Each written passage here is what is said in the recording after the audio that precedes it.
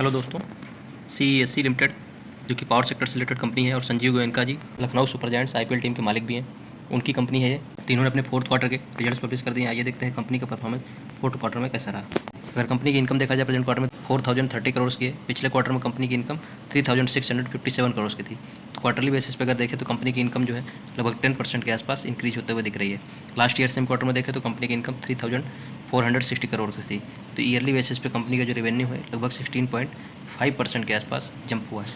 इसके बाद अगर कंपनी के एक्सपेंडिचर की बात करें तो प्रेजेंट क्वार्टर में कंपनी का एक्सपेंडिचर 3704 करोड़ का है। पिछले क्वार्टर में कंपनी का एक्सपेंडिचर 3595 करोड़ का था, जबकि लास्ट ईयर सेम क्वार्टर में कंपनी का एक्सपेंडिचर 3613 करोड़ का।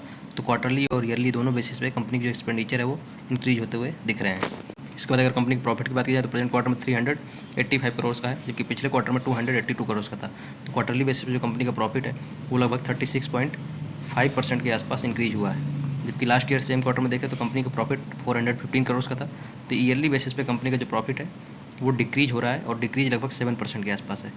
बट आप एक चीज़ यहाँ नोटिस करेंगे कि जो कंपनी की इनकम है वो इंक्रीज होते हुए दिख रही है ईयरली बेसिस पे, वो लगभग 16.5% इंक्रीज हुई है। कि जो कंपनी का एक्सपेंडिचर है वो ईयरली बेसिस पे इंक्रीज हुआ है, बट ज़्यादा इंक्रीज देखने को नहीं मिला है।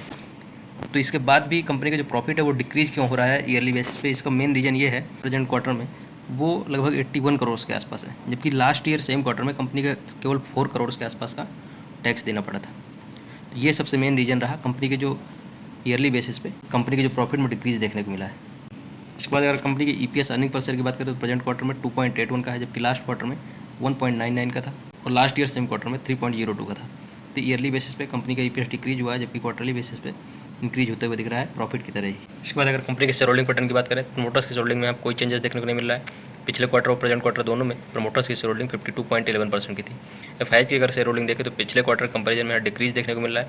लास्ट क्वार्टर में 12.36% की शेयर होल्डिंग थी FIH की, अभी डिक्रीज होकर 11.01% हो गई है। अगर DIH की शेयर होल्डिंग देखा जाए तो क्वार्टरली बेसिस पे यहाँ इंक्रीज देखने को मिल रहा है। पिछले क्वार्टर में 23.75% की शेयर होल्डिंग थी, जो अभी इंक्रीज होकर 25.1% के आसपास की शेयर होल्डिंग हो गई है DIH की।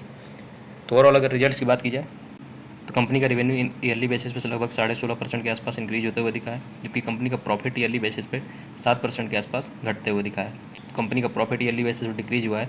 इसका सबसे मेन रीज़न जो रहा है वो इस क्वार्टर में कंपनी की जो टैक्स लायबिलिटीज है वो काफ़ी ज़्यादा थी लास्ट ईयर के कंपेरिजन में। जबकि अगर शेयर होल्डिंग पैटर्न की बात की जाए तो FIH की शेयर होल्डिंग डिक्रीज होते हुए दिखी है और FIH की शेयर होल्डिंग क्वार्टरली बेसिस पे इंक्रीज होते हुए दिखी है।